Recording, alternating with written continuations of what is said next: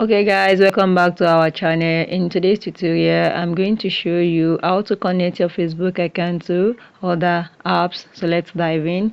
We're going to open our Facebook. When you open your Facebook account here now, you're going to click on this three menu button here. Then you scroll down here and you click on your settings. Click on your settings and privacy. Then you click on your settings. Click on your settings here. When you click on your settings, you're going to go and click on your apps and websites. So just go and find your apps and websites, and this is it here. Click on your apps and website.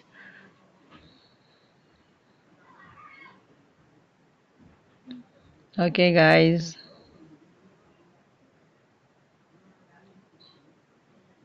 our apps and website is loading, so let's wait for it to load.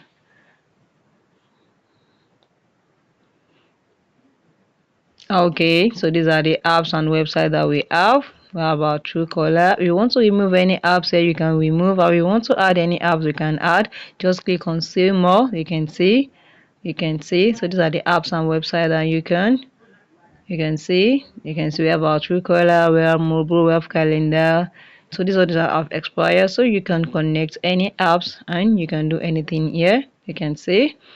So if you found this video helpful, click the like button, share and comment.